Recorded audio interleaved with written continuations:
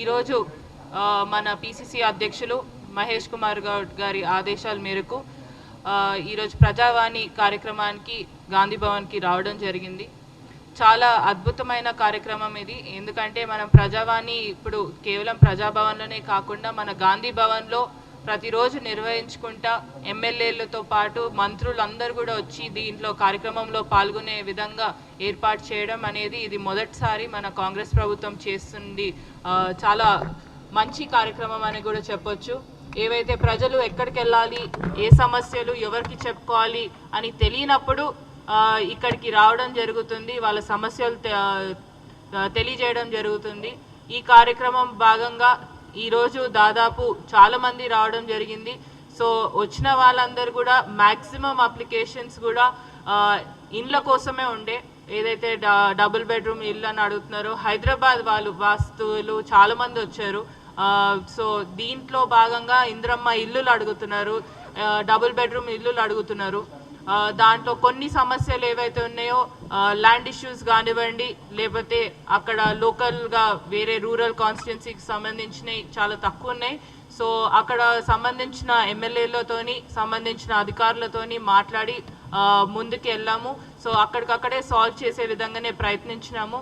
And ఒకవేళ ఏమైనా సమస్యలు అక్కడికి వెళ్ళినాక కూడా ఒకవేళ ఇంకేమైనా ఇష్యూస్ ఉన్నా కూడా తప్పకుండా మళ్ళీ తిరిగి రమ్మని కూడా చెప్పడం జరిగింది. నంబర్స్ ఇవ్వడం జరిగింది వాళ్ళకి కాంటాక్ట్ చేయడానికి కూడా. సో ఈ భాగంగా ఈరోజు ఏదైతే కాంగ్రెస్ ప్రభుత్వం వచ్చినప్పటి నుంచి కూడా ప్రజలకు అందుబాటులో ఉండుకుంటా ముందుకెళ్తుంది ప్రభుత్వం. ప్రజాప్రభుత్వం అంటేనే ఇది అనే విధంగా ముందుకు సాగుతుంది ప్రభుత్వం.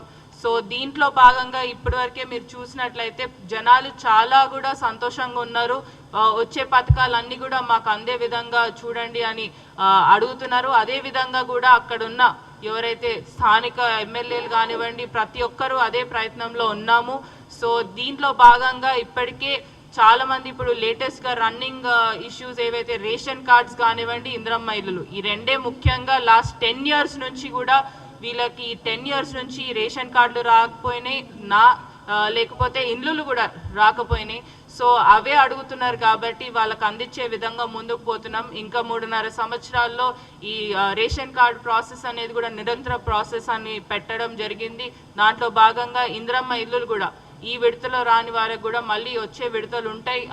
ఆ వచ్చే విడతలో వాళ్ళందరినీ కూడా అకామిడేట్ అయ్యే విధంగా ప్రయత్నిస్తున్నాము.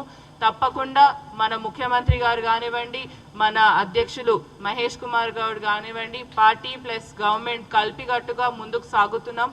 దీంట్లో భాగంగా ఈ ప్రజావాణి అనేది కూడా చాలా అద్భుతమైన ప్రోగ్రామ్. సో తప్పకుండా ఏవైతే ఇష్యూస్ ఉన్నాయో కూడా సాల్వ్ చేసే విధంగానే ముందుకెళ్తామని కూడా తెలియజేస్తున్నాం.